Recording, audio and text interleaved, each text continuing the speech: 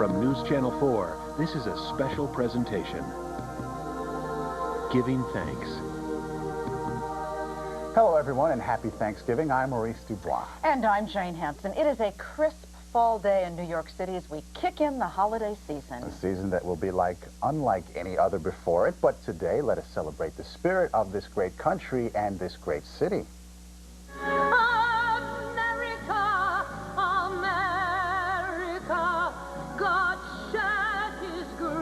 On thee, and crown thy good with brotherhood from sea to shining sea. And of course, this year, the 75th annual Macy's Parade celebrated the heroes of New York. Seeing New York City's finest and bravest walk down the parade route, the mayor was on hand, so was the police commissioner, the fire commissioner, and Yankees manager Joe Torre. Skies were blue, temperatures mild, gorgeous day, balloons out there, dozens of bands marching down Broadway. Joe Avalar took it all in. Joe. It was fabulous. It was just fabulous. I think I'd been out here for 4 or 5 of the last years, and this was by far the best parade I have enjoyed. And I know thousands of people were along Central Park West and along Broadway enjoying it too. You know, it's amazing as I look over my shoulder to think that just a few hours ago we had floats lining Central Park West, and then down 77th Street over here we had lots of balloons, some 15 giant balloons, and then they all marched down Central Park West, and you just saw Santa cross the finish line, inaugurating the holiday shopping season. Well, enough about that. How good was it? I talked to some people, and this is what they said. So far, is it worth it? Yeah. Yeah? Yeah, I like it. Are you having fun? Yeah. This is good, huh? Uh-huh. Like everything. It's good. Yeah. The big smile? Yeah. Is he having a good time? Yeah, he is. You're having a good In time. his way, I'm having a great time. And you'll tell him about it later, right? Right. I'll take pictures. How could you not have a good time? Everything was absolutely perfect. And, you know, we were talking about things in the beginning of the show, things to remember and how important this parade was, and people that were saluting at the beginning of this parade. The children of the police and firefighters, EMS workers, who all lost their lives September 11th. But that is said, it was a wonderful day. Back to you. That it was, Joe. Thank you very much. Thanksgiving, of course, also means travel for many, many, many people. But because of fears raised by the September 11th attacks, fewer people will be traveling to the city than in past years. According to the Port Authority, travel at New York City airports is down 20% this year as more people decided to use buses or trains. Increased delays due to added security also seem to have deterred people from traveling to some extent. But for kids, like a little girl we met, it was a great day to travel. She is probably heading to the parade earlier today. Even Thanksgiving, though, has not stopped those continuing their heartbreaking work at Ground Zero. Out of respect to the families who lost loved ones in the Trade Center collapse, the digging will go on through this holiday. So in about an hour, Mayor Giuliani is going to bring a turkey dinner complete with all the trimmings to those who have given up their own feast to work at the site. Now, some of the other news of the day. In the Bronx, a man is charged with the murder of a 7-year-old girl believed to be the victim of repeated abuse. Inez Bennett was found in her apartment in Bronxdale with a broken arm and a broken jaw and a cracked skull. We're told she died from those injuries. Police questioned her mother and stepfather, and now Jason Lewis faces second-degree murder charges. Police say he jumped out of the apartment window while they searched the apartments. And investigators say the likely source of anthrax that killed an elderly Connecticut woman was in her mail. 94-year-old Ottilie Lundgren of Oxford died yesterday morning. An autopsy report confirmed her death was the result of inhalation anthrax. Investigators are focusing on her mail since those close to Lundgren say she rarely left her home. She became Friday. Town residents held a meeting last night. They wanted to discuss the incident to find out how to prevent any additional contact with anthrax. Time now to talk about the weather. Audrey Puente's here. What a day. Yeah. My goodness. Absolutely gorgeous. A great day for a parade or to be outside or even get started on your shopping, of course. I know there's a few people out there today. Your holiday weekend, and we'll probably close it out on a wet note. I'll tell you all about that in just a moment. Currently, though, outside, we have mostly sunny skies. It's beautiful out there and quite comfortable. We have a temperature right now at 47 degrees, and it looks like we're going to warm up quite nicely later on this afternoon. Currently, we do have most readings into the 40s, although some areas are already up into the 50s, like Morristown at 52 degrees, Atlantic City's at 53. We have 50 degrees over in Islip and 51 over towards Montauk. High pressure's in control over the northeastern region, and that's what's bringing us all the sunshine for the day today. It's going to keep the clouds away as well as the rain showers, and all will be quiet throughout the northeast. Now, the good news is, as that high moves offshore over the next 24 hours, behind it, we're going to see a nice southwesterly flow, and that's going to bring in mild conditions even better for tomorrow. Continuing sunshine, we'll see the clouds on the increase before our next storm system heads towards our area. But for today, lots of sunshine to be found all the way from Syracuse to Providence, Philadelphia, and even down to Baltimore as temperatures slowly close in to near 60 degrees. Here's our forecast in detail for the tri-state area. Today will be sunny and mild. We'll have a high of 54 degrees. Then for tonight, it'll be quite comfortable once again. A little bit cool, but we'll have clear skies with a low of 43 and 30s into the suburbs. And then looking at the next 5 days, another pretty day for tomorrow, even a little bit warmer. We'll see a high of about 57 degrees in the city, and the clouds will be on the increase on Saturday. I believe it will be mostly cloudy, and I think the rain is actually going to hold off until Sunday. Sunday looks like a wet day. Temperatures cool off back into the mid-50s, but sunshine returns as we all head back to work on Monday. So a very nice stretch of weather for the weekend, except we're going to end it on a wet note, but for the next 2 days looking pretty nice. Couldn't be better than today, though. Yeah, My for the goodness. parade. Well, you know what? It's going to be better tomorrow. Wow. Yeah, for all that shopping. Yeah, enjoy. All right. Thank you. Thank you. Now let's talk about the First Lady. Laura Bush had a lot to say about Thanksgiving during this time of war. She says she's grateful for all the freedoms Americans enjoy, and she's especially grateful for her loved ones. The other thing that I'm thankful for is my family members, and I know that this, as we approach Thanksgiving and then the holidays after, there will be a lot of Americans who have an empty seat at their table, at their Thanksgiving table, because either they lost someone on September 11th or their loved one is serving in the military and is overseas. So I hope that all of us will reach out to our neighbors and to our friends and to our loved ones and comfort each other. Mm-hmm. And when I sat down and talked to the First Lady a few weeks ago, she also told me that when things get stressful, she tries to unwind by reading and exercising, which helps a lot. Good ideas. Yeah, of course. We have a lot coming up on this very special edition. Music, holiday windows, and then we're going to talk about creating traditions. But first, what you're thankful for on this Thanksgiving Day? I'm just thankful for the way that people have looked at each other and have really started to embrace each other with love, rather than the hate and the strife for money and success and material things. America's really come back to a very loving, almost spiritual.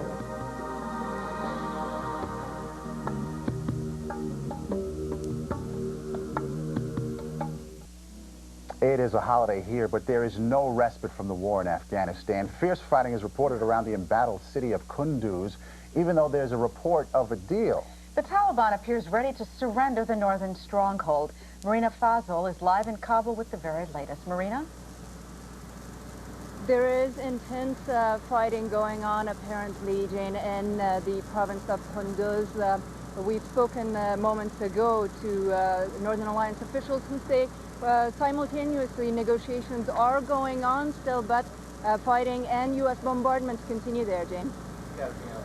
All right, Marina Fazal, we thank you very much from Afghanistan this morning.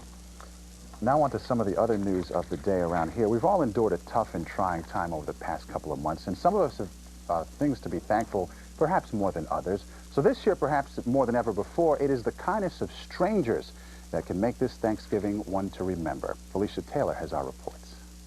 Every box is going to make a difference in some family's life. Amen? They are boxes of love, full of food, enough for a family of 6, with all the trimmings for a Thanksgiving dinner. We're big enough to love you and small enough to serve you. Just what the tradition of this holiday is all about, giving thanks and giving back. The reason why I'm here is because my heart is out for the community.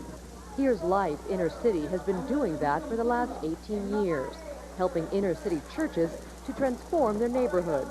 But this year, the need was so much greater after September 11th. There are many what I call hidden victims, people that lost their jobs. You know, the person that was a cleaning lady or a guy that delivers from the deli, and their jobs were gone. No money in the bank, no severance pay, nothing. It's important because of the simple fact that the recent tragedies, the tragedies of September 11, the tragedies of that plane that went down and everything, there has to be a beacon of light. There has to be a beacon of hope within the city. So they doubled their efforts, including the need to raise $500,000, and brought together hundreds of people, 200 tons of food, thousands of cardboard containers, and a lot of good cheer to assemble 16,000 meals. After the boxes of love are packed, they are then distributed to various parishes throughout New York City, much like this one here in Brooklyn. And then each one is delivered to a family in need. And so on this holiday, thousands of underprivileged families will savor the feast of Thanksgiving and the kindness of neighbors. Felicia Taylor, News Channel 4. Many families will spend this Thanksgiving without a loved one, lost perhaps in the tragic events of September 11th or in the plane crash in Queens. But this holiday can be time to honor them. Jill Brooke is the author of Don't Let Death Ruin Your Life, and she's here this afternoon to talk about how to keep those memories alive. Welcome, Jill. Today's a hard day for a lot of people. It can be very difficult. You say that if you've suffered the loss, it's important not to ignore the grief, but to acknowledge it. Well, grief just means that you love someone. So what you have to do is realize that even though their physical presence isn't there, they can still be with you. And this is incredibly important for healing and for life to go on. And one of the first tips that I recommend is make sure that this Thanksgiving we talk about our loved one. Did your father really like sweet potatoes? Did your brother happen to carve a turkey in a certain way? Talk about the funny, talk about the wise sayings that they said, talk about what you loved about them. But you're sitting around the table, and admittedly, there's an empty spot there. So don't ignore it, you say. You say, in one instance, to tell stories about them, to talk about what they liked, right? Because that's how they're still with you. Because even though their physical presence isn't there, you know, their mannerisms, their habits, you know, the interest that you have and may have because of them. I mean, let's say, for instance, your mother cooked a cranberry relish a certain way. Mention to the assembled family, this is how Mom used to cook the cranberry relish, and this is why we're cooking it, so that her memory and her legacy continues. It's also a good idea to keep that legacy and memory alive by keeping some of their possessions, maybe a prized possession of some sort. Well, you know, it could be something simple as a shirt that somebody wore, a perfume she may have sprayed, or let's say, for instance, a belt that Dad may have worn. And it goes even further. If, let's say, Dad used to cut the turkey with a special knife, a nice thing would be for the mother to say to her son, well, this is the knife that your father used to cook the turkey with, and now you should follow the tradition. So find ways to connect and still have your loved one included. Because what happens so often with loss is that we never say anything. And that's really what's painful, is the silence. But when they're still with us, I mean, it's not the same, obviously. You want that person, you want the morning hug, you want to be able to share a fresh conversation with them. But nonetheless, that's not a choice, because you can't control what happened. You can only control how you react to it. And it's really important to include them in the family dinner. And you're sort of creating a ritual and a tradition by doing that, correct? Absolutely, but there are many other rituals that you can do, for instance. I mean, let's say, for instance, your father liked this particular book or a particular movie. Make sure that you assemble the family and say, this family tradition of Dad, he's still with us. We're going to watch this movie. We're going to read this book. We're going to recite this poem. And you also, let's say your father didn't do it. You can also create that for your children so that they have continued memories of their father. You may not have done it every Thanksgiving, but make this Thanksgiving a special one by saying, you know what, kids, you may not have known this, but your dad really liked this book. Well, now we're going to recite this poem. And then it's a way for him to still be there. Final thought. You say writing letters can be therapeutic and a release as well, because it is for many people to begin with, right? Well, it's only write what you feel, like, dear Dad, I wish you were here. This is what I love about you. This is what I remember about you. But the key thing is that all the people out there who know this person, it could be the waitress who used to get him coffee. It could be someone he dated in college. It could be someone that he worked with. The children are going to be aching for fresh memories. And it would be so nice and so generous and so endemic of this particular holiday to create that ritual by just writing a letter to these children and saying, this is what I remember about your father. And they will collect this and it will bloom into a novella of a life. And then this way they get to sort of re-meet their father at different stages of their life, because they're not going to be able to ask those ideas. Jill Brooks, thank you so much. Happy Thanksgiving to you. Happy Thanksgiving. Once again, your book is called Don't Let Death Ruin Your Life. All right. Send it back over to Jane. All right, thanks, guys. Now let's talk about one mission in Manhattan where there is a lot of reason to give thanks on this Thanksgiving. 1,500 people are being served a hot turkey meal at the Bowery Mission on the Lower East Side. The mission has just undergone renovations, making the day a little brighter and a lot cheerier for those in need. We're going to get a nice meal today. When we come back, we are going to find out firsthand how the recovery effort is going at Ground Zero. Then a lot of store windows are already decked out for the holiday season. Joe Avalar will give us a look. And then Kenny Rankin is here.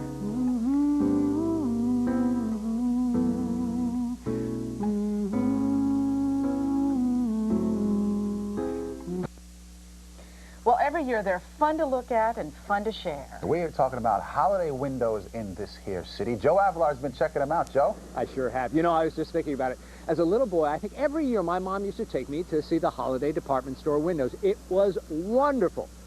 So as a grown-up with a camera and a microphone, I could cut all the lines, and I decided to do it again. With music playing, this is our first stop in our holiday windows tour. The store that started the holiday windows tradition, Gordon Taylor's. Its windows are dedicated to great Christmas traditions of the past, like the first Christmas tree in the White House and the first outdoor Christmas lights. I love the windows. I made a special trip up Fifth Avenue just to see Lord & Taylor's windows. And it's really a shame that the Albans is not around anymore because they had gorgeous windows. I love it, and I came early just so I won't get all the crowds later on. You come every year to see the windows? Yes, we do. We're from South Carolina. This is part of your treat in New York. Oh, yes. Oh, yes. This and ice skating in Radio City.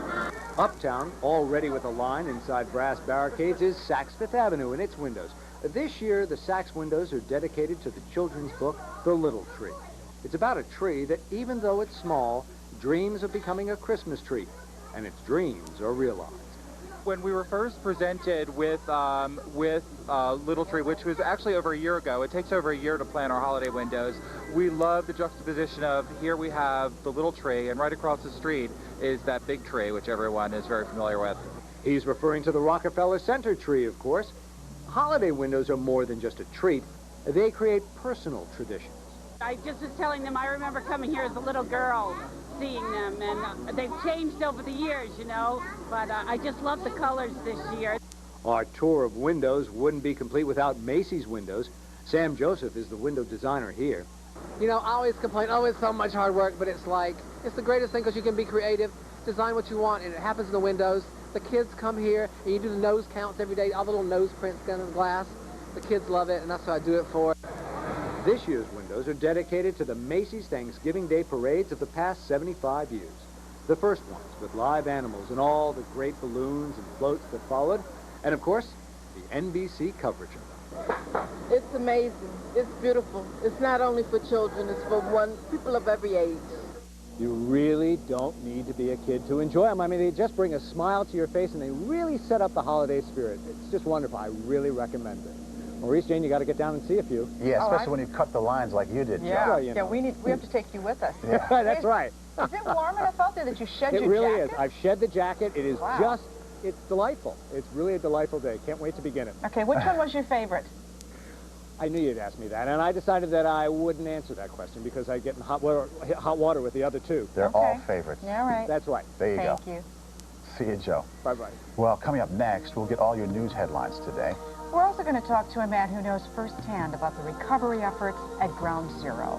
Also ahead this Thanksgiving, Billy Bush talking turkey. And in our studio, have we told you yet that Kenny Rankin is here?